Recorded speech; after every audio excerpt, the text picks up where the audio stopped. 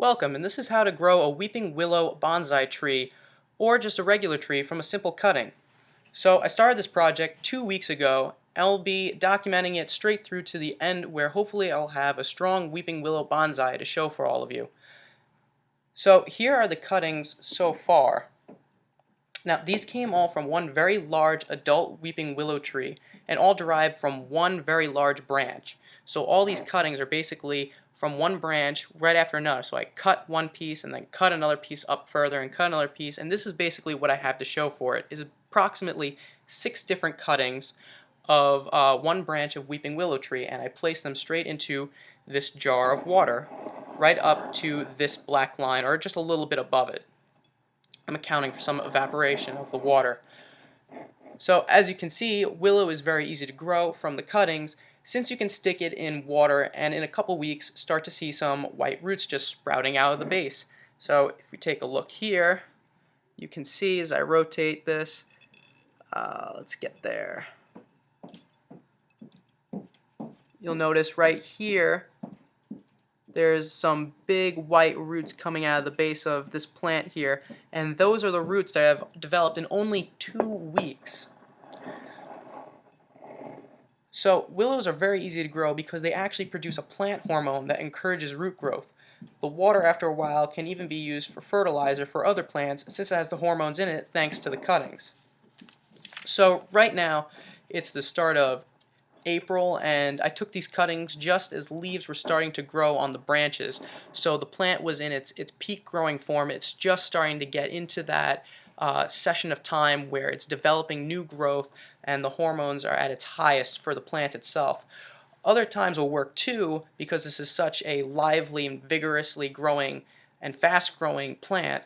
But this is the ideal time since growth is at its peak and it's springtime and it's producing all new leaves naturally right now. I'm hoping this will result in a higher success rate for myself as we continue this documentation. So if you take a look here at the plants in general, and let me get back here to my main page. If you take a look here at the plants in general, you'll notice that this one right here, I took all different kinds of sizes, but this one here didn't quite make it. The branch has completely browned over, and now it's blackened here towards the base. So this plant, for all intents and purposes, is dead or garbage. It didn't work out. The branch was too skinny and it was too tall, and I left a little bit too many leaves on it. It's ideal to actually prune back the sticks or the plant before you put them in the water so that the plant isn't fighting to maintain so much of what's already on it. Quickly enough, it'll start to develop new growth. Actually, here I have a smaller sample, and if we take a look right here, I'll take it out, you'll see here that it's already started to develop some new growth right there. You see those new buds right there in the top right-hand corner.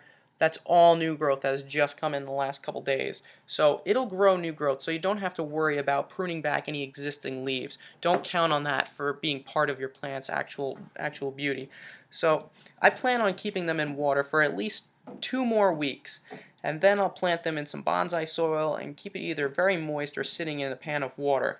Now willows like water, as you can probably tell. They're sitting in a jar of it and for all intents and purposes thriving, growing roots. But this will help wean them off total dependence until the roots develop further by putting them in a pan of water or keeping the soil extra moist.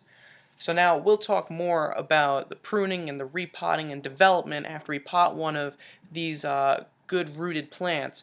But let's remember the key here is to be patient with your plant. Don't try shaping or potting before you should. Give it time. The roots will should be at least a few centimeters long before you attempt to do any kind of potting whatsoever. Last year, as a matter of fact, I tried this experiment a little late in the season, and I tried potting them after only 2 weeks, and it really just did not work out. The roots were just barely coming in. It was a bad idea. So make sure you take your time with this. So assuming all goes well, I'll be back shortly to tell you guys some more and show you the progress of the plants. So wish me some good luck and happy planting until then.